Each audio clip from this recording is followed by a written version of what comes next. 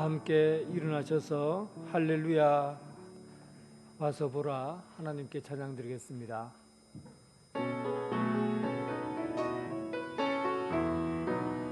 할렐루야 할렐루야 할렐루야 와서 하나님께서 행하신 것을 보라. 할렐루야 할렐루야 할렐루야.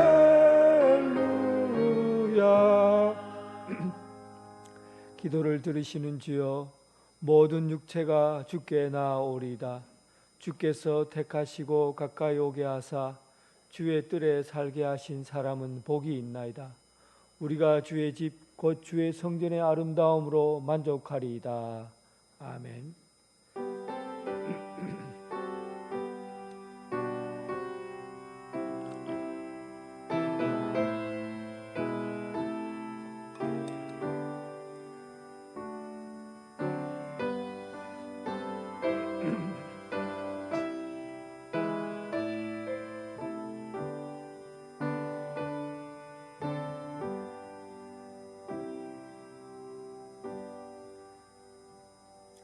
천지 만물을 지으시고 다 이루신 하나님 아버지, 일곱째 날에 안식하게 하시고 우리로 하여금 안식일에 동참하게 하셔서 자유 주시고 아버지를 섬기게 하시오니 감사합니다. 이 자리에 함께 모인 우리를 받으사 말씀을 깨닫게 하시고 아버지의 집은 교회가 풍성한 기쁨으로 넘치게 하옵소서. 우리에게 정결한 심령을 허락하여 주소서. 올곧게 하나님을 바라보게 하옵시고 이 시간 우리가 온 마음을 다하여 예배하오니 받아주시옵소서. 삼위일체 하나님께 영광과 찬양을 올려드리오며 우리를 구원하신 예수 그리스도의 이름으로 기원하옵나이다. 아멘.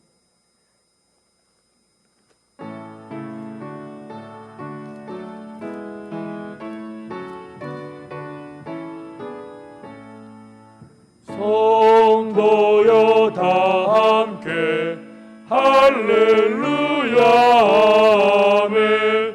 주 찬양하여라 할렐루야 아멘.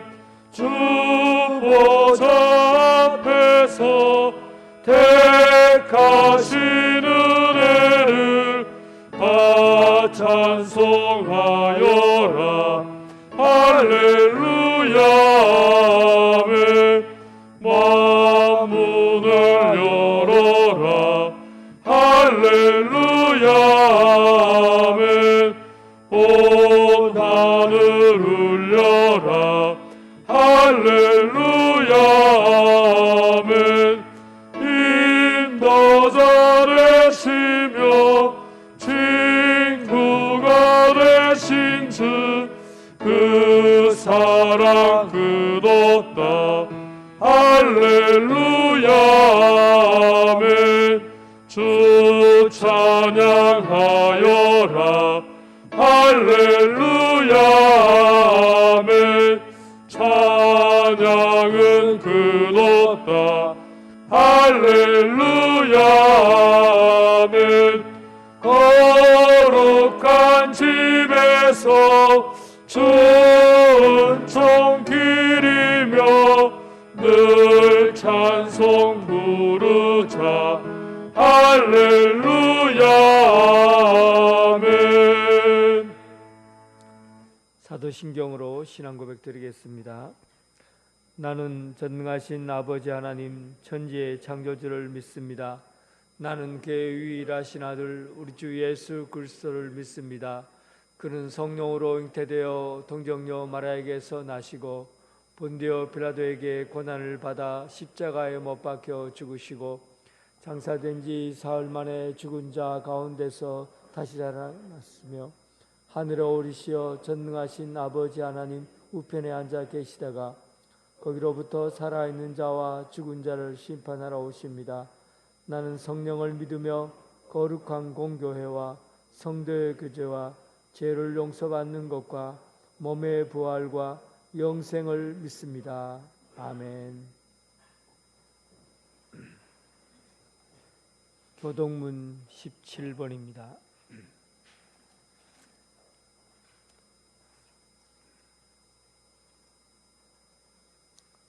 교동문 17번.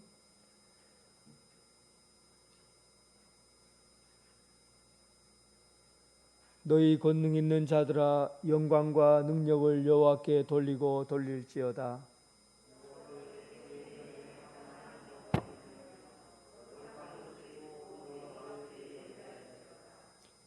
여호와의 소리가 물 위에 있도다.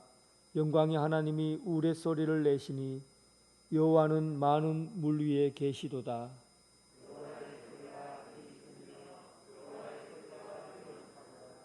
여호와의 소리가 백항목을 꺾으시며 여호와께서 레바논 백항목을 꺾어 부수시도다.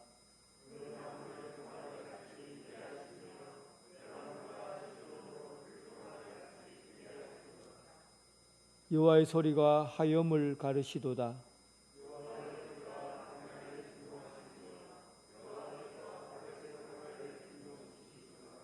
여호와의 소리가 암사슴을 낙태하게 하시고 살림을 맑게 벗기시니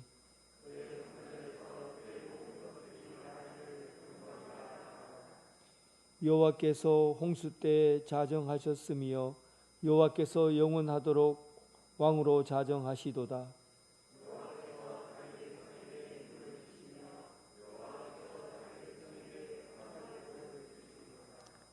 아멘.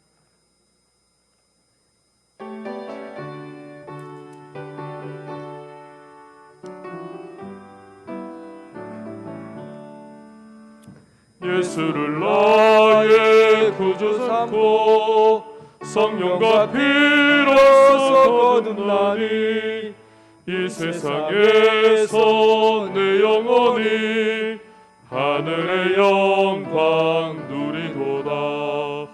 이것이 나의 간증이요 이것이 나의 찬송일세. 나 사는 동안 끊임없이 구주를 찬송하리로다.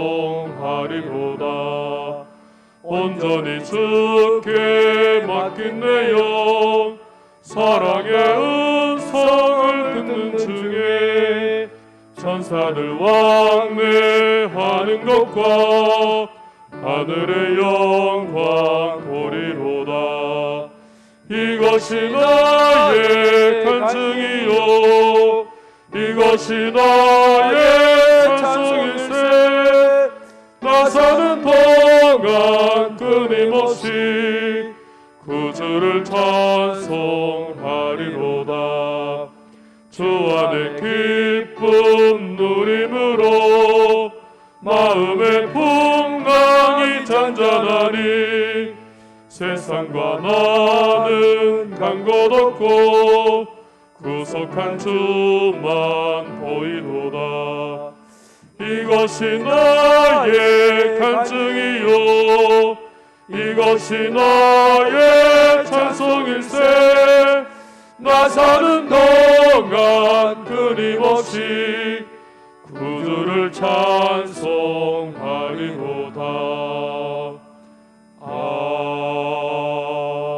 아멘. 전종식 장로님 기도하겠습니다.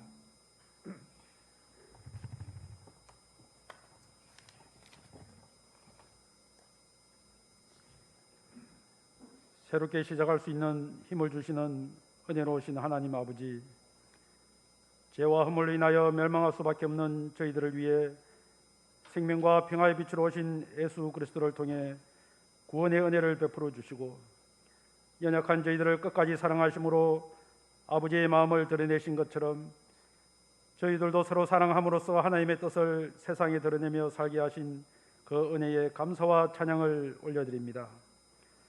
새로운 한 해를 맞아 하나님께서 저희들에게 새로운 목표와 마음가짐으로 새롭게 살아갈 은혜를 주심에 감사드립니다. 지금까지 저희들이 누려왔던 모든 것들이 지나왔던 모든 시간과 걸어왔던 모든 순간이 당연한 것이 아니라 하나님의 은혜였음을 고백하며 기쁨으로 거룩하고 복된 날 믿음의 권속들이 마음과 정성과 뜻을 다하여 하나님께 감사와 영광과 찬양을 올려드리오니 예배를 받아 주옵소서. 이 시간 영과 진리로 예배드릴 때 상하고 통회하는 마음을 부어 주옵소서. 참된 예배자를 찾으시는 하나님, 이 예배 가운데 임재하여 주옵소서. 그리스도의 마음을 품은 참된 예배자를 통해 깨어지고 상한 세상을 회복하시는 하나님의 다스림이 드러나게 하여 주옵소서. 은혜로우신 하나님, 하나님이 사랑하시는 은양제일교회가 2022년 새해에는 와서 하나님께서 행하신 것을 보라는 말씀과 함께 한 해의 여정을 시작했습니다. 올 한 해 하나님께서 교회 공동체에 품으신 뜻을 말씀 가운데 깨닫게 하시고 그 마음으로 살아가게 하여 주옵소서. 교회 공동체와 성도들이 하나님의 구원과 은혜를 경험케 하시고 국내외의 선교와 구제 사역을 통해 작은 자들 속에 오시는 주님을 더 사랑하게 하옵소서. 120주년을 맞은 은총회를 맞이하여 하나님께서 교회 공동체 가운데 행하신 일들을 경험하며 나눌 때 살아계신 하나님의 기적을 보는 한 해를 살아가므로 하나님 나라를 향한 찬양의 소리가 계속 이어지게 하옵소서. 올 한 해도 부름받은 자로서 주님의 택하심을 받은 모든 직분자들과 말없이 교회와 지역을 섬기는 성도들 위해 크신 능력으로 함께하여 주셔서 기쁨과 감사함으로 맡은 사역을 잘 감당케 하여 주옵소서. 올 한 해도 당회를 비롯한 모든 교회의 부서와 각 기관들을 통해서 하나님과 이웃을 섬길 때 저희의 능력이 아니라 하나님이 주시는 은혜와 능력으로 섬기게 하여 주옵소서. 자비로우신 하나님, 새해에도 여전히 코로나 팬데믹으로 힘들고 어려운 삶을 살아가면서 상처 입고 낙심한 저희들의 영혼과 원치 않는 육신의 질병과 마음의 상처로 힘들어하는 권속들을 불쌍히 여겨주시고 그 마음을 위로하여 주옵소서. 우리 교회 모든 권속들이 장기간의 코로나 팬데믹 상황에서도 예수 그리스도를 중심으로 서로 연결되게 하셔서 결속의 끈이 더욱더 튼튼해지게 도와주옵소서. 서로 기댈 언덕이 되어 올 한 해도 마음 든든하게 주님의 길을 걷게 하여 주옵소서. 사랑하고 사랑받으며 함께 아름답게 하나님 나라를 세워가는 성도들 되게 해 주옵소서. 연로하신 성도들의 건강을 지켜주시고 추운 겨울에 교회를 출입하면 기도할 때에 특별히 은혜를 충만케 더하여 주셔서 하나님과의 사귐이 깊어지는 믿음의 부모들이 되게 하여 주옵소서. 쉼없이 복음을 들고 단위에 서시는 목사님을 주님께 의탁하오니 온 영혼과 육체 가운데 성령으로 기름 부어 주시고 가정과 자녀들 위에 은혜 부어 주옵소서. 동력하시는 교역자들과 장로님들께도 동일한 은혜로 성령 충만케 하여 주옵소서. 선포되어지는 말씀을 통하여 듣는 모든 영혼이 귀로만 듣는데 그치지 않고 말씀의 뿌리를 내리게 하셔서 바람에 나는 겨와 같은 성도들이 되지 않게 하옵소서. 제 생각과 세상의 생각이 들 때마다 입에서 말씀이 떠나지 않게 하시고 성도들의 영혼을 말씀으로 적시어 주옵소서. 영광과 찬양을 받으실 거룩하신 하나님, 몸과 마음으로 정석껏 준비하여 하나님께 영광 돌리는 일부 찬양단의 찬양을 받아 주옵소서. 구원의 기쁨으로 하나님 걸 마음껏 찬양할 수 있게 하시니 감사합니다. 찬양으로 하나님을 높이고 충성을 다할 수 있는 찬양단원들 되게 하시고 모든 찬양단원들에게 성령 충만함을 다하여 주셔서 피곤할지라도 마음과 정성을 다하여 올 한 해도 주신 사명 잘 감당할 수 있는 은혜를 부어 주옵소서. 예배를 섬기는 귀한 손길들의 삶이 새해에도 그리스도의 몸을 이루어 주 안에서 형통하는 복된 삶이 되게 하여 주옵소서. 생명의 빛으로 오셔서 날마다 저희들을 새롭게 하시는 예수님의 이름으로 기도드립니다. 아멘.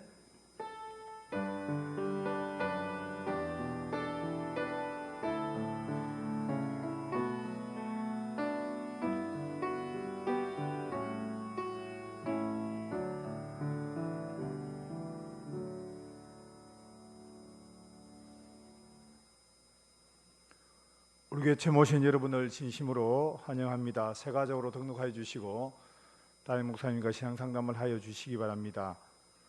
오늘 주연주로 첫 번째 주일입니다. 주일날 예배는 1, 2부로 드립니다. 1부는 오전 9시, 2부는 오전 11시. 온라인으로 들으신 분은 오전 11시 30분 유튜브로 들으시면 되겠습니다. 다음 주일 교사 헌신 예배가 오후 예배 시에 영광 예배실에서 있겠습니다. 각 기간 원래가 다음 주일 기간별로 정해진 장소에서 해주시기 바랍니다. 이번에 모임은 23일 위원회별로 모여주시면 감사하겠습니다. 명예 권사 초대가 있습니다. 김기난, 박강순, 이민순 명예 집사를 당에서 명예 권사로 추대합니다. 구역회가 16일부터 시작됩니다. 각 구역장 권찰님들은 16일부터 구역 보고와 관리를 시작해 주시기 바랍니다.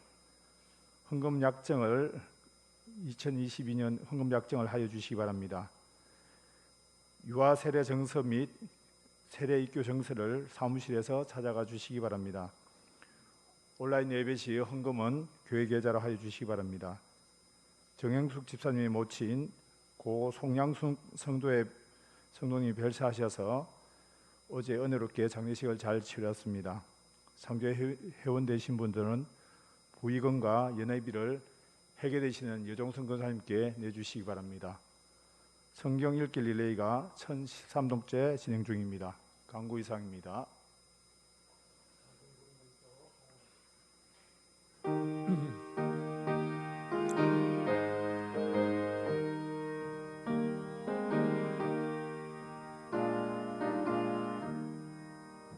내게 받은 모든 것은 하나님의 선물이니 마음과 뜻 다하여서 겸손하게 드립니다. 주님 기뻐 받으시니 다치는 나 즐겁도다. 복의 근원 하나님께 영원토록 감사하리. 아멘. 만물의 주인이신 하나님 아버지 감사합니다. 산과 들과 또 푸르는 자연 만물 가운데 하나님의 뜻과 하나님의 의지를 보여주셔서 감사합니다. 오늘 우리가 살아가고 있는 이곳에 우리가 숨을 쉬고 또 잠을 자고 일용할 양식으로 배부르고 모든 일상이 하나님께서 우리에게 베풀어 주신 것임을 알고 감사드립니다. 우리가 부러진 삶을 통해서 30배, 60배, 100배 열매를 거둘 수 있게 하여 주옵소서. 오늘 우리가 드려지는 예물은 번제 예물로 완전히 태워지게 하시고 또 하나님 앞에 올려지는 향기로운 예물로 올려지게 하여 주옵소서. 10의 1조와 감사헌금과 세계 선교를 향해 품은 예물과 계좌 시헌금과 주정헌금 여러 가지 제목으로 올려지는 이 모든 것들을 받아주시고 넉넉한 하나님 나라가 이 땅 가운데 펼쳐지게 하여 주옵소서. 큰 일을 행하시고 하나님께서 우리에게 베푸신 그 일들을 120년의 역사 가운데 지켜가게 하시고 하나님의 뜻이 이 땅 가운데서 이루어지는 넉넉한 역사를 바라보게 하여 주옵소서. 혼탁한 세상 가운데 이 교회의 터를 세워주시고 질서 있고 경건한 삶으로 인도해 주시고 날마다 아버지의 뜻을 이루며 살아가는 열심히 있는 신앙인이 되게 하여 주옵소서. 예수 그리스도의 이름으로 기도드립니다. 아멘.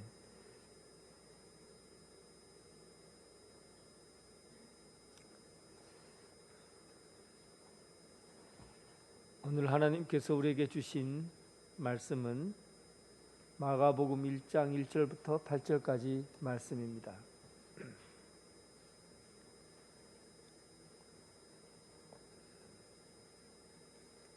마가복음 1장 1절부터 8절까지 하나님의 말씀을 봉독해 올리겠습니다. 하나님의 아들 예수 그리스도의 복음의 시작이라. 선지자 이사야의 글에 보라 내가 내 사자를 내 앞에 보내노니 그가 내 길을 준비하리라. 광야에 외치는 자의 소리가 있어 이르되 너희는 주의 길을 준비하라. 그의 오실 길을 곧게 하라. 기록된 것과 같이 세례 요한이 광야에서 이르러 제사함을 받게 하는 회개의 세례를 전파하니 온 유대 지방과 예루살렘 사람이 다 나와 자기 죄를 자복하고 요단강에서 그에게 세례를 받더라. 요한은 낙타털 옷을 입고 허리에 가죽띠를 띠고 메뚜기와 석청을 먹더라. 그가 전파하여 이르되 나보다 능력 많으신 이가 내 뒤에 오시나니 나는 굽혀 그의 신발끈을 풀기도 감당하지 못하겠노라. 나는 너희에게 물로 세례를 베풀었거니와 그는 너희에게 성령으로 세례를 베푸시리라. 아멘.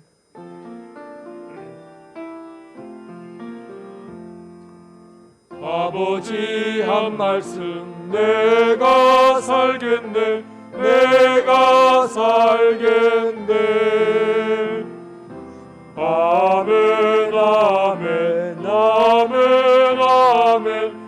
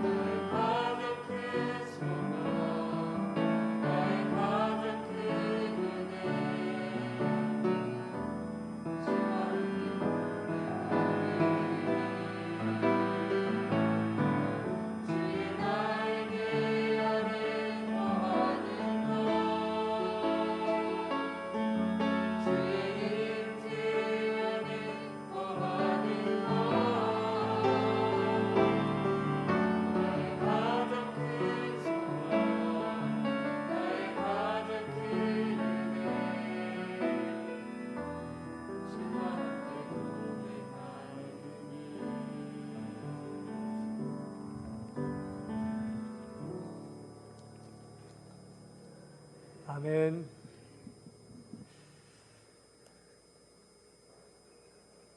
주님의 평강이 여러분들과 함께하기를 바랍니다.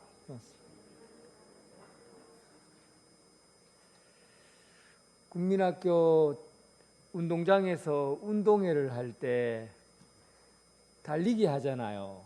그 달리기 하면 한 줄을 서서 모든 아이들이 줄을 서서 땅 하는 총소리가 들리면 막 뛰어갑니다. 뛰어가면 1등 했는 아이에게는 1등이라고 딱 도장을 찍어주고, 또 2등 하면 2등이라고 도장을 찍어주고, 3등 하면 3등이라고 도장을 찍어주고, 그리고 나머지 애들은 참 잘했어요, 잘했어요, 잘했어요 하고 등에다 손을 딱 찍어줍니다. 그리고는 1등 하면은 공책 4권, 2등 하면 공책 3권, 3등 하면 공책 2권 이렇게 나눠주고, 나머지 한꺼번에 모든 아이들에게 그 목표점에 뛰어온 아이들에게 공책 1권씩 다 나누어 줍니다. 운동회가 즐거운 것은 등수가 중요한 게 아니라 달리기를 같이 하고, 그리고 함께 목표점에 도달한다는 것이 즐거운 거예요. 1등이 중요하고 2등이 중요한 것이 아니라 출발해서 출발하는 총소리를 듣고 목표가 되는 그 지점에 도착하는 것이 그 일이 가장 즐거운 겁니다. 오늘 우리가 운동장에서 달리기 하듯이 우리는 지금 어떤 새 일을 시작하기 위해서 출발점에 이렇게 다 다리를 빼고 이렇게 누워 있는 거예요. 그리고 빵 하는 소리가 들리면 그 소리에 맞추어서 앞으로 나아가는 겁니다. 시작할 때 같이 움직여 나가는 것이 그게 중요한 것이죠. 그런데 달리기를 하려고 서 있는데 총소리가 빵 하고 울렸는데 움직이지 않고 가만히 있으면 그 사람의 인생은 출발점에 서 있지만 총소리에 대해서, 총소리가 들려지는 그 소리를 듣고도 몸을 행동하지 않고 움직이지 않으므로 인생의 낙오자가 되어버리는 겁니다. 오늘 여러분, 참 중요한 말씀을 여러분들에게 드리려고 합니다. 오늘 우리 인생에서도 우리 삶을 완전히 바꾸어 놓는, 좀 더 크게 얘기하자면 이 역사의 진행 방향을 완전히 바꾸어 놓는 이 총소리가 들렸다는 거예요. 이 총소리는 모든 것을 시작하는, 우리 인생을 새롭게 시작하도록 하는 소리예요. 이 소리가 들렸는데 이 중에서 많은 사람들은 이 소리를 듣고 출발점에서 몸을 움직여서 시작하는데 그 큰 소리를 듣고도 움직이지 않고 가만히 멈추어 있는 사람이 있더라는 겁니다. 오늘 이 인류 역사 가운데 세계에서 가장 큰 소리로 시작점을 알린 그 소식이 오늘 마가복음 1장 1절에 그렇게 시작이 됩니다. 온 세상을 시작하게 한 그 소리. 죄송합니다.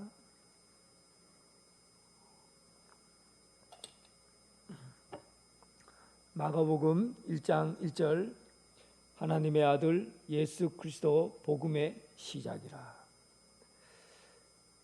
하나님의 아들 예수 그리스도 복음의 시작이라 하고 이 소리가 선포되었어요. 이 선포라는 것은 총소리와 같은 겁니다. 거기서 반응하라는 것이죠. 움직이라는 거예요. 행동하라는 것이요. 결단하라는 겁니다. 삶의 방향을 바꾸라는 거죠. 이게 선포예요. 그래서 메시지가 선포되는 것과 메시지가 정보로 들려지는 것과는 다릅니다. 우리는 이 세상에 수많은 정보를 듣고 삽니다. 매일매일 정보가 쏟아져 나옵니다.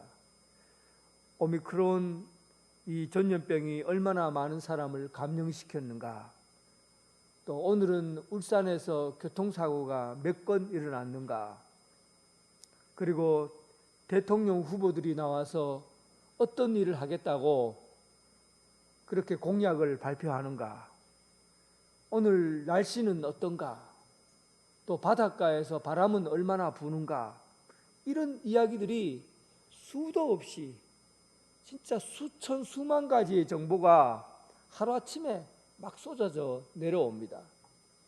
그런데 우리들에게 쏟아져 내려온 정보들은 여러분 인생에서 여러분들의 삶을 변화시키는데 그렇게 도움이 되질 않습니다. 아마 수백 가지 수천 가지 정보가 하루아침에 쏟아져서 하루 저녁에 쓰레기통에 다 들어가 버릴 겁니다. 그 중에 한 가지라도 여러분 인생을 변화시켜 놓을 만한 정보는 사실은 없다고 봐야 돼요. 그런데 선포는 다릅니다. 정보와 달리 선포는 뭔가 내게 있어서 결단해야 되고 행동해야 되는 것이에요. 예를 들면 국가가 비상사태가 발생되었을 때 공공의 안녕과 질서가 유지되기 위해서 국가에서 계엄령을 선포합니다. 그러니까 전쟁이 일어날 위기에 있거나 아니면 테러의 위험이 있거나 아니면 국가에서 큰 어려움이 닥쳤을 때 비상으로 계엄령을 선포하죠. 국가에서 강제적으로 계엄령을 선포해서 백성들을 안전하게 보호하고 또 잘못된 사람들은 또 감옥에 가두기도 하고 묶어놓기도 하고 이렇게 계엄령을 선포하는 거죠. 여기서 선포된 메시지는 그 메시지에 따라서 우리가 행동을 해야 됩니다. 메시지를 그냥 정보로 여기고 쉽게 그냥 들었다가 버릴 수 있는 게 아니죠.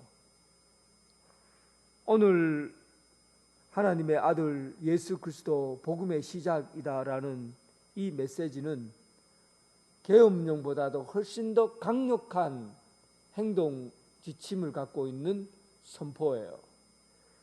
우리가 국가가 위기 상황에 처했을 때 들려지는 메시지보다도 훨씬 더 강력한 결단을 갖고 행동하도록 우리에게 요구하는 겁니다.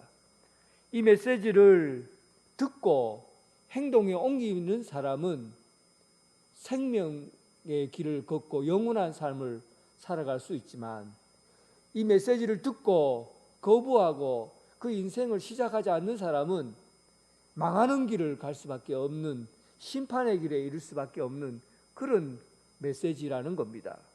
그래서 오늘 인류에게 전해준 마가복음의 시작은 하나님 나라에서 전해주는 이 메시지, 온 인류의 시작, 역사의 새로운 시작 뿐만 아니라 우리 인생의 첫 출발점이 되는 그 메시지, 선포의 메시지가 오늘 우리에게 전해지고 있습니다.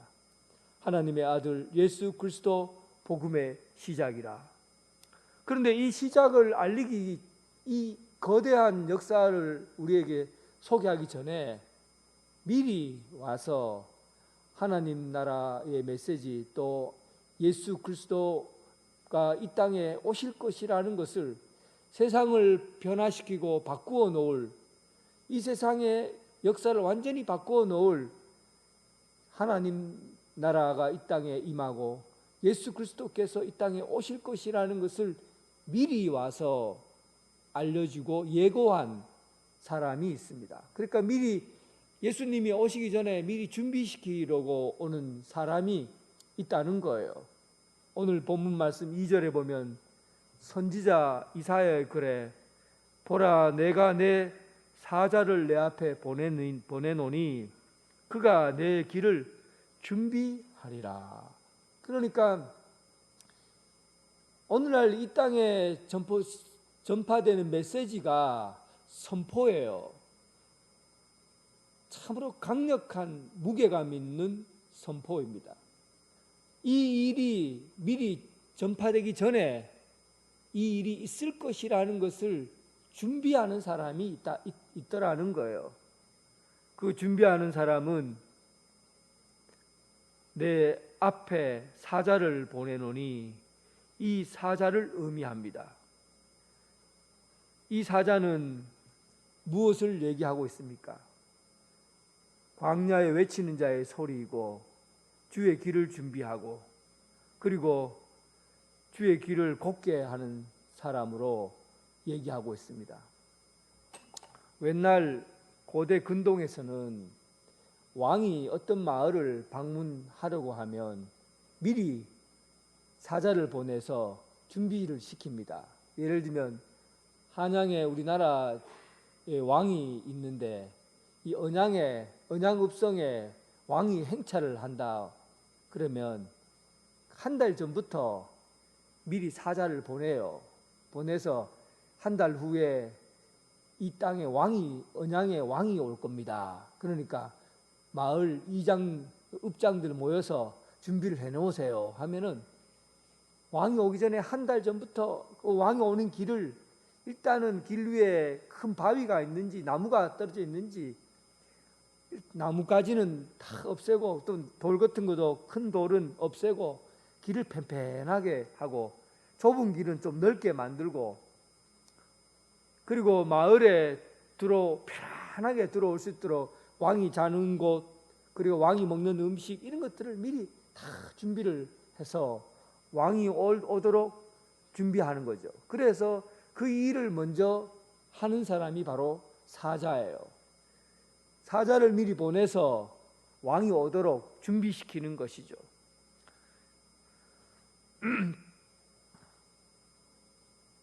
오늘 본문에 있는 말씀을 보면 세례 요한이 이 왕의 사자로 왔다고 말하고 있습니다. 그런데 세례 요한이 왕의 사자로 와서 하는 일이 뭐냐면 바로 주의 길을 준비하는 사람으로 보내주고 있어요. 이 길은 과연 실제로 이 땅에 있는 육지에 있는 이 땅의 길을 얘기하는 것이 아니라 바로 마음의 준비를 의미하는 겁니다. 이제 왕이 오실 텐데 바깥에 드러난 행동을 가지고 준비하는 것이 아니라 마음의 길을 준비하라는 겁니다. 마음이 굽어 있고 또 마음에 뭔가가 들어가 있고 이런 것들을 다 정리하라는 거죠. 마음을 준비하라는 것이 나중에는 회개하라는 말로 이어집니다. 어쨌든 이제 하나님 이 땅에 예수 그리스도가 오시게 될 텐데 메시아가 오게 될 텐데 메시아가 오기 전에 마음의 준비를 하라는 것이죠. 병원에 가면 이제 임종을 앞둔 사람에게 의사가 이런 얘기 하잖아요. 이제 돌아가실 때가 됐다고 하면 가서 뭐라고 합니까? 선생님, 이제 제가 다 해볼 건 다 해봤습니다. 정말 여러 가지 의술로 뭔가를 다 해봤지만 이제는 한계가 있네요. 선생님, 마음의 준비를 하셔야 되겠습니다. 그래요. 마음의 준비를 하라는 말은 이제 곧 죽는다 이런 얘기를 하는 거죠. 죽으니까 마음의 준비를 하시라고. 그런데 마음의 준비를 죽는 사람에게 마음의 준비를 하라고 하면 뭘 준비해야 될까요? 여러분 혹시 이런 고민 해봤습니까? 의사가 와서 여러분들 앞에 가서 선생님 이제 마음의 준비하십시오. 아마 그런 말 할 겁니다. 그때 여러분 마음의 준비를 뭘 어떻게 해야 돼요? 마음의 준비를 하라고 할 때 진짜 마음의 준비를 할 수 있으면 그 사람은 죽음 앞에서 그래도 준비하고 죽음을 맞이하니까 두려움이 없을 거예요. 그런데 뭘 준비해야 할지 모르면 죽다가도 미칠 지경이에요. 왜냐하면 마음의 준비를 하라 그러면 준비할 게 뭔지 알아야 되는데 막상 죽음 앞에 딱 서 있으면 준비하라고 그러면 뭘 준비해야 될지 모른다니까요. 그냥 숨만 멎어지기를 깜빡깜빡거리면서 기다리는 것밖에 없어요. 그게 준비예요. 그러나 오늘 우리가 마음의 준비를 하라는 이 말을 예수님께서 이 땅에 오시는 그때 마음의 준비를 하라는 이 세례 요한의 이야기를 주의 깊게 들어야 됩니다. 마음의 준비가 뭔지를 알려주는 거예요. 세상에 마지막 때가 되면 준비할 것이 있는데, 하나님 나라가 임하시면 준비할 것이 있는데, 예수님께서 메시아가 오시면 미리 준비할 게 있는데, 길을 곧게 펴고, 그리고 또 구부러진 길을 펴고, 또한 오르막길은 또 깎아내고, 이렇게 해서 주님이 오실 수 있도록 평탄한 마음을 가지는 그 준비를 하라는 겁니다. 그 길이 뭡니까? 그것이 바로 회개하는 겁니다. 회개를 통해서 마음의 준비를 하라는 것이죠. 오늘 세례 요한에게 찾아온 많은 사람들, 예루살렘과 그 주변에 있는 많은 사람들이 세례 요한에게 말 한마디 듣기 위해서 찾아왔어요. 그런데 그가 와서 하는 말이, 나는 뒤에 오실 왕을 위해서 미리 먼저 와서 여러분들에게 왕이 올 거라는 것을 예고하고 알려주는 사람이다. 내가 알려주는 이유는 뭐냐 하면 미리 마음의 준비를 해놓으라는 것이다. 마음의 준비를 해놓지 않으면 주님 오시면 주님을 못 맞이한다는 거예요. 그러면 마음의 준비는 어떻게 하는 것이 마음의 준비를 하는 것이냐? 회개하라는 겁니다. 회개하라. 근데 이 회개는 실질적으로 도덕적인 것에 의한 잘못을 얘기하는 게 아니에요. 내가 도둑질을 했습니다. 간음했습니다. 또 사람들에게 나쁜 말을 했습니다. 미워했습니다. 이런 도덕적인 것을 가지고 주님 앞에 내가 죄를 지었습니다. 용서를 비는 것을 회개라고 하지 않아요. 여기서 쓰여진 단어는 메타노이아예요.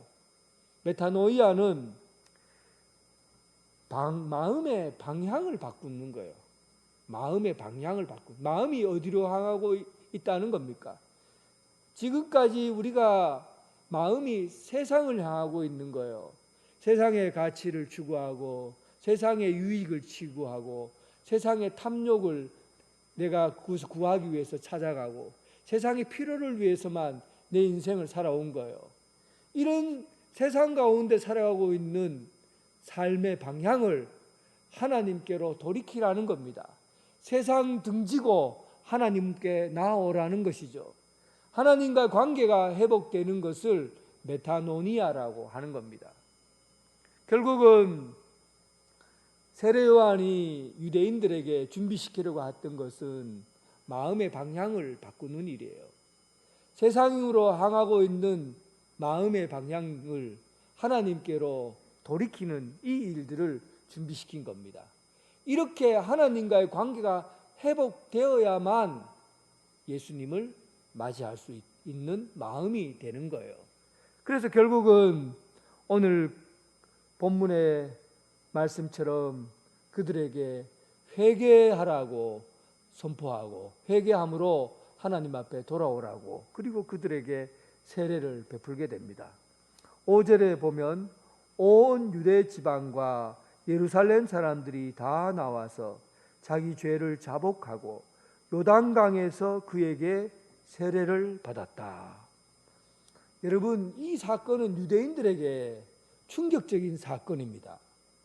왜냐하면 유대인들은 물로 씻는 물로 씻고 하는 행위에 대해서 굉장히 자연스럽게 생각했던 사람이에요.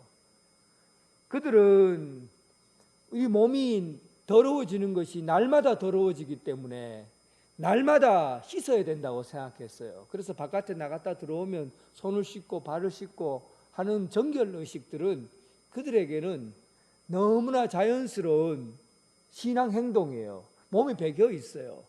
매일매일 몸이 더러워지기 때문에 매일매일 씻어야 된다는, 하루에 12번이라도 그들은 씻어요. 그런데 오늘 본문에 보면 유대인들을 어디로 데려갔냐면 요단강으로 데려갔어요. 요단강으로 가서 손만 씻고 발만 씻는 것이 아니라 머리 위에서부터 발끝까지 푹 담가버린 거예요. 강 속에 푹 담가버렸어요. 쉽게 얘기하면 침례를 행한 것이죠. 온 몸을 물속에 푹 담가버린 거예요. 유대인들은 절대 침례를 행하지 않습니다. 몸을 푹 담그지 않아요. 세례는 자연스러운 것인데 몸을 푹 담글 수 있는 사람은 유일하게 누구냐면 이방인들에게는 그렇게 행동합니다. 이방인들이 유대교로 개종하려면 할례를 받아야 되고 또 율법을 지켜야 되고, 그리고 너희들이 사람이 완전히 바뀌어야 되니까 이방인으로는 죽고 새 사람이 되려고 하면 몸을 그냥 손만 씻으면 되는 것이 아니라 물속에다 푹 담가서, 그리고는 그래야만이 이방인으로 죽고 새로운 사람으로 받아들일 수 있기 때문에 침례를 행하는 것은 바로 누구에게 행하냐면 이방인에게만 행해요. 그런데 오늘 본문에 보니까 유대인들을 다 불러놓고는 요단강에서 물만 뿌린 게 아니라 침례를 행했다는 사실이에요. 그러니까 이들이 사실은 세례 요한의 선포 앞에서도 충격을 받았지만 그들이 회개했다는 증거로서, 회개했다는 증표로서, 하나님 앞에 돌아왔다는 증표로서 침례를 행한 거예요. 그러니까 그들은 이것이 얼마나 큰 충격이었겠어요. 왜냐하면 우리는 이스라엘 백성들은 그렇게 생각했거든요. 나는 하나님의 선택받은 선민이야. 아브라함의 핏줄을 받고 태어나면, 나는 아브라함의 핏줄을 받고 태어난 사람들은 누구나 다 하나님의 백성이야. 이런 자존감 하나로 버텨온 사람들이에요. 로마 식민지를 겪고 있어도 너희들은 별것 아니야, 이방인이야, 나는 그래도 아브라함의 핏줄이 흐르고 있어, 아브라함의 피가 흐르고 있어, 하나님의 선택받은 백성이야. 이것 가지고 하나님 왕이, 이제 메시아가 오시면 우리 선택받은 백성들을 통해서 이 세상을 새롭게 다스릴 나라가 오게 될 것이라는 확신 가운데 살았는데, 아니 세례 요한이 와서 이제 곧 왕이 메시아가 오게 될 건데 내가 너희들을 준비시키려고 한다, 그리고 너희들이 해야 될 일이 있다, 마음의 방향을 바꿔라 하고는 이제는 회개를 시키고, 그리고는 그를 세례로 침례한 거, 물속에다가 완전히 잠기도록 그렇게 세례를 베푼 겁니다. 이들에게 있어서 주는 메시지가 뭡니까? 이제부터는 지금까지 아브라함의 핏줄이라는 그것만으로, 내가 아브라함의 백성이라는, 아브라함의 백성으로 태어났다는 것만으로 하나님의 선택받은 백성이라고 자부할 수 없다는 겁니다. 하나님 나라의 백성이 될 수 없다는 거예요. 마음을 바꾸어야 돼. 마음의 방향을 바꾸어야 되고, 메타노니아, 회개하고 하나님과의 관계를 회복해야만이 하나님의 백성이 되는, 하나님 나라의 그 출발점, 예수 그리스도의 복음을 받아들이는 그 출발점에 들어서게 된 것이지,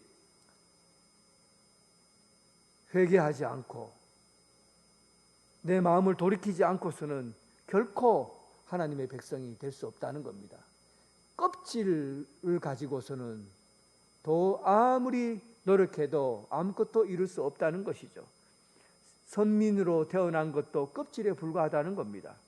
이제 마음의 방향, 마음의 전환, 예수 그리스도 앞에 돌아오지 않으면, 마음을 바꾸지 않으면 그 어떤 시작도 될 수 없다는 사실을 그들에게 알려주려고 한 것이죠. 사랑하는 성도 여러분, 이제 여러분 귀에도 총소리가 들립니까?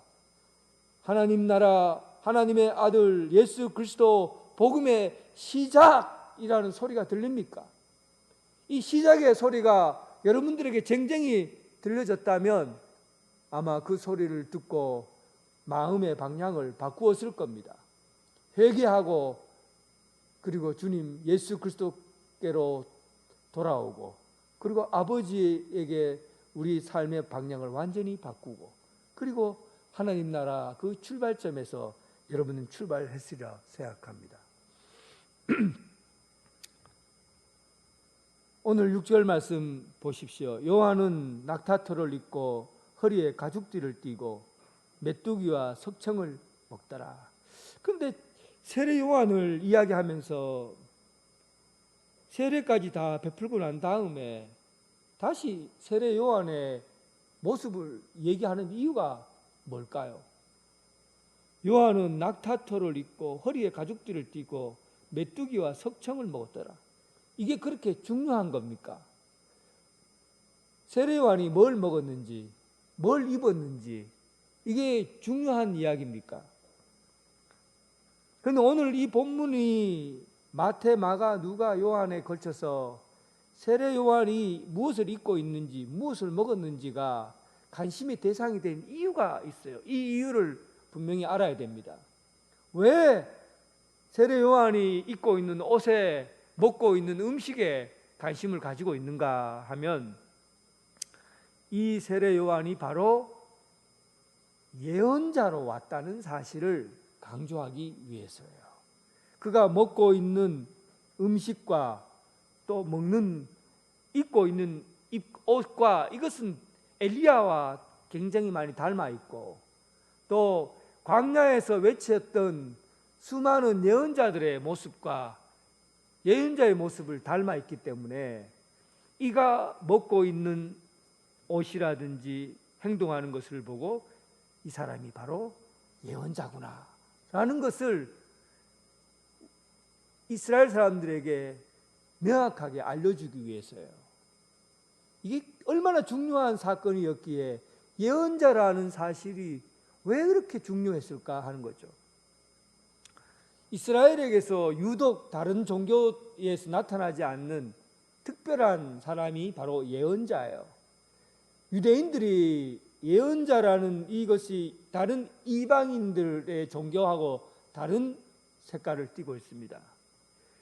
세상 사람들의 다른 종교들은 이방 예언자라고 하지 않고 대부분 주술사, 그리고 점쟁이, 뭐 이런 형태의 사람들이에요.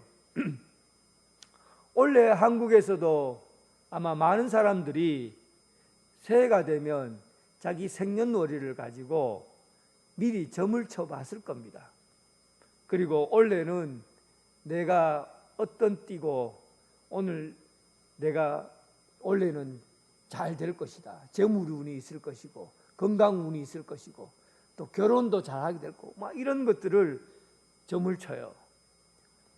또한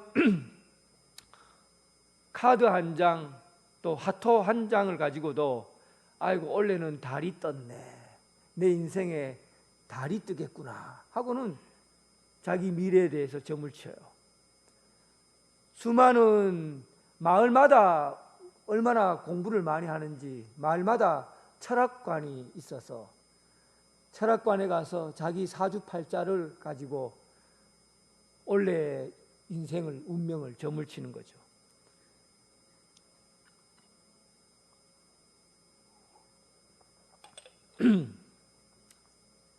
사람들은 누구나 내일에 관해서, 내일, 미래에 관해서 두려워해요. 왜냐하면 미래는 모르는 시간이거든요. 알면은 불안해하지 않아요. 근데 모르는 것은 언제나 불안을 갖고 있어요. 그래서 내일을 미리 앞당겨 보고 싶은 욕망이 있는 거예요. 내일에 대해서 미리 앞당겨서 알면은 내가 거기에서 대처할 수 있다고 생각하는 것이죠. 그런데 이것이 얼마나 어리석은 일입니까? 내일에 대해서 안다고 해서 그 일이 됐다고 해서 여러분 만족스럽게 살 수 있을 것 같습니까? 예를 들면 여러분들이 소원하는 것들, 내일 돈을 많이 벌게 되겠지, 또 내일 직장에 좋은 직장에 들어가게 되겠지, 내일 결혼 잘 하겠지, 또 내일이 되면 삶이 술술술 잘 풀리겠지. 그런 것들이 점을 쳐서 알게 되었다고 생각해 보세요. 알게 됐어요. 근데 그렇게 해서 잘 되었다고 해서 그 점 치는 대로 잘 되었다고 해서 여러분 인생에 어떤 가치가 있습니까? 어떤 소망이 있습니까? 어떤 것이 여러분들에게 보장이 됩니까? 결과적으로는 이 세상의 모든 것이 다 잘 되었다고 해서 잘 된 것이 아무것도 아니다는 것을 아는 것밖에 없어요. 전도서에 보면, 오늘 오후에 제가 설교하게 될 텐데, 전도서에 보면 해 아래 새 것이 없다고 그래요.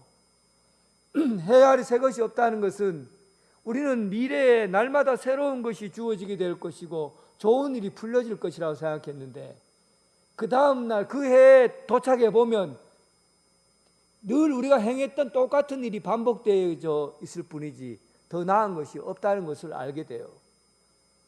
결국 해 아래에서 행해지는 모든 것은 우리 인생이 더 좋게 될 것 같지만 우리가 살아가는 게 그냥 돌고 도는 인생, 반복되는 인생일 뿐이라는 거예요. 결국은 잘 됐다고 해서 더 나을 것이라는 착각을 버리라는 겁니다. 다 헛된 것이라는 거예요. 그래서 미래에 대해서 여러분 무엇을 가지고 점을 치고 어떤 일이 이루어질 것이라고 생각하는 그거, 여러분 미래에 대해서 알려고 하는 것 자체가 아무 소용없는 짓입니다. 그래서 구약 성경에 보세요. 얼마나 강력하게 점쟁이들이나 복술가에 대해서 무엇이라고 구약 성경에 이야기하고 있는지 보시라고요. 구약 성경이 이렇게 얘기하고 있습니다. 너희에게 아들이나 딸을 불 가운데 지나가게 하는 자와 점쟁이와 복술가와 요술사나 주술가, 주문 외우는 자나 홀령이나 혼백을 불러 물어보는 자와 죽은 자에 대해서 하나님께서 역겨워하신다. 신명기 18장에 나와 있어요.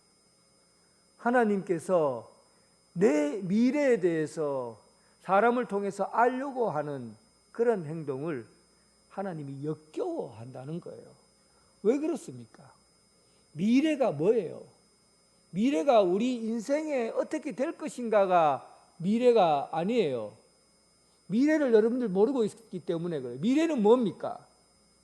하나님 나라가 이 땅에서 이루어지는 것이 미래예요. 하나님의 뜻이 미래라고요. 하나님의 뜻이 미래예요. 그래서 예언자는 뭐냐면 미래의 시간이 어떻게 될 것이라는 것을 알려주는 사람이 예언자가 아니라 하나님의 뜻이 무엇인지를 알려주는 사람, 하나님의 뜻이 어떠한 것인지 알게 하는 사람, 이 사람들이 예언자예요. 그래서 하나님의 말씀을 맡은 자라고 하잖아요. 예언은 하나님의 말씀이 우리 삶 가운데서 어떻게 이루어져 가야 할 것인지를 알게 함으로 하나님이 이 역사 가운데서 움직여 가신다는 것을 알려주는 게 예언자의 역할이에요. 그런데 문제는 뭡니까? 이스라엘 사람들이 400년 동안이나 예언자가 나타나지 않았던 거예요. 그러니까 이스라엘 사람들에게는 예언자가 400년 동안 나타나지 않는 것에 대해서 절망하며 살았던 겁니다. 희망이 없었던 거예요. 미래를 볼 수가 없는 거예요. 그들의 미래는 그들이 어떻게 될 것인가 아니라 하나님의 뜻이 어떻게 펼쳐질 것인가를 알아야 되는데 그걸 모르겠는 거예요. 하나님의 뜻이 이 땅에서 어떻게 세워져 갈 것인가를 모르니까 살 길이 없는 거죠. 답답한 거예요. 죽을 것 같은 거예요. 이런 400년 동안 하나님의 말씀이 살아 움직이지 않는 세계 속에 살다 보니까 그들이 예언자를 기다렸던 겁니다. 이제 예언자가 오면 마지막 메시아가 오게 될 것이라는 것을 그들은 알고 있었어요. 어떻게 알고 있냐면 이사야서에 예언을 했거든요. 말라기에 예언을 했거든요. 마지막 광야에 외치는 소리가 그 뒤에 오실 분을 준비하러 와서 외치게 될 것이라는 겁니다. 예수 그리스도께서 왕으로 오실 것이라는 것을 미리 와서 전하는 예언자가 있는데 이 예언자가 바로 누구냐 하면 세례 요한이라는 것을 오늘 성경 말씀에 그가 먹는 음식, 그가 입고 있는 옷을 통해서 얘기해 주려고 하는 겁니다. 결국은 세례 요한이 무엇을 먹고 있느냐, 무엇을 입고 있느냐, 그것이 관심인 것이 아니라 정말 저 사람이 예언자인가 하는 데 대한 관심이 오늘 말씀에 기록되어 있는 거예요. 이 사람이 진짜 예언자라고 한다면 이제 이 예언자는 마지막 예언자가 될 것이고, 마지막 예언자라고 한다면 이 예언자 뒤에 반드시 메시아가 올 것이라는 것을 기대했던 겁니다. 결국은 모든 초점이 메시아인 예수 그리스도에게 맞춰져 있는 거예요. 오늘 세례 요한이 이 땅에 와서 예언자, 마지막 예언자인 이 세례 요한이 외친 메시지가 뭡니까? 내가 이들에게 세례를 베풀면서 내가 너희들에게 베푸는 세례는 사실은 뒤에 오실 예수님이 베푸는 세례와 비교하면 아무것도 아니다는 것이에요. 나는 예수님의 풀어진 신발끈 매는 종에 불과하지, 내가 여러분들에게 베푸신 세례는 이것은 예수님이 비하면 아무것도 아니라는 겁니다. 그 8절 말씀에 이렇게 기록되어 있어요. 나는 너희에게 물로 세례를 베풀거니와 그는 너희에게 성령으로 세례를 베푸시리라. 사도행전 2장 38절에 보면 이걸 다른 번역으로 보면 이렇습니다. 회개하십시오. 그리고 저마다 예수 그리스도의 이름으로 세례를 받아 여러분의 죄를 용서받으십시오. 그러면 성령을 선물로 받을 겁니다. 세례 요한의 세례는 회개하는 데 있어요. 마음의 방향을 돌이키게 하는 데 있어요. 그러나 예수 그리스도의 세례는 예수님을 통해서 죄 용서함을 받고 그리고 성령께서 여러분들의 삶을 주관하게 되는 새로운 사람으로 온전한 변화의 과정을 겪게 될 것이라는 겁니다. 세례 요한의 사명은 여기까지예요. 세례 요한의 사명은 뭡니까? 바로 예수님께서 오셨을 때, 예수님께서 오시면 온전한 세례를 베푸게 될 것이고, 그리고 하나님 나라의 시작을 알리는 예수님이 이 땅에 오시게 될 것이라는 것을 전파하는 역할, 그리고 그 일을 시작하는데 세례를 베품으로 인해서 방향을 바꾸어주는 그 일들을 세례 요한으로부터 시작하게 된 겁니다. 오늘 이 말씀을 보면서 과연 우리는 어떤 일을 맡아야 할 건가? 이제 우리는 어떻게 이 일들을 감당하는 사람이 되어야 될 건가 하는 것으로 결론을 맺으려 합니다. 마태복음 28장 19절 말씀을 통해서 우리는 세례 요한이 우리에게 행했던 것처럼 우리도 마지막 순간까지 이 일들을 감당하기 위해서 우리가 사람들의 마음을 준비시키고 또 다른 사람들에게 세례를 베푸는 이 역사를 감당해 가야 합니다. 마태복음 28장 19절. 그러므로 너희는 가서 모든 민족을 제자로 삼아 아버지와 아들과 성령의 이름으로 세례를 베풀고 내가 너희에게 분부한 모든 것을 가르쳐 지키게 하라. 결국 우리는 세례 요한이 했던 이 일들을 우리가 그 뒤를 이어서 세상 가운데서 예수님을 왕으로 모시게 하고 그들의 마음의 준비를 시키고 그리고 예수님께서 우리에게 베푸신 그 세례를 온전히 베풀고 그리고 하나님 나라 땅끝까지 이르러 주님께서 우리에게 분부하고 가르친 것을 세상 가운데 지키게 하는 이 사명을 우리가 감당해야 됩니다. 오늘 주님께서 주신 이 세상 점점 날이 어두워지고 있습니다. 이 어두울 때에 세례 요한에게 마지막 예언자이듯이 오늘 여러분들이 주님이 준비시키신 예수님의 마지막 주자, 이 땅에 사명을 감당할 수 있는 마지막 때의 마지막 주자로서의 역할을 감당하는 여러분 되시길 주님의 이름으로 축원합니다. 하나님 아버지, 가장 어두울 때 가장 강렬한 빛으로 이 땅에 오신 예수님, 지금 또한 세상이 가장 혼탁스럽고 어두운 시대입니다. 이런 때에 예수님 오셔서 하나님 나라 복음이 시작되었듯이 오늘 이 땅에 예수님을 알지 못하는 이들에게 예수님을 알게 하고 마음으로 받아들이고 믿음으로 결단하고 그래서 하나님 나라의 시작을 알리는 복음을 전파하게 하시고 그리고 땅끝까지 예수님의 복음을 전하며 예수님 믿고 세례받고 새 사람을 입고 예수님의 제자로 살아갈 수 있도록 그 길에 우리를 사용하여 주옵소서.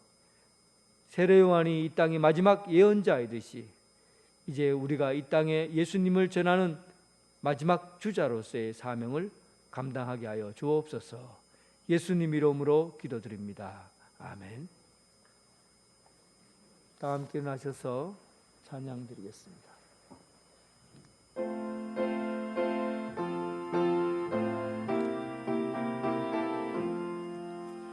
나 이제 주님의 새 생명 얻음모 옛 것은 지나고 새 사람이로다. 그 생명 내 맘에 한같이 흐르고 그 사랑 내게서 해같이 빛난다. 영생을 누리며 주 안에 살리라. 오늘도 내일도 주 함께 살리라. 주 안에 감추인 새 생명 얻으니 이전에 줬던 것 이제는 값없다.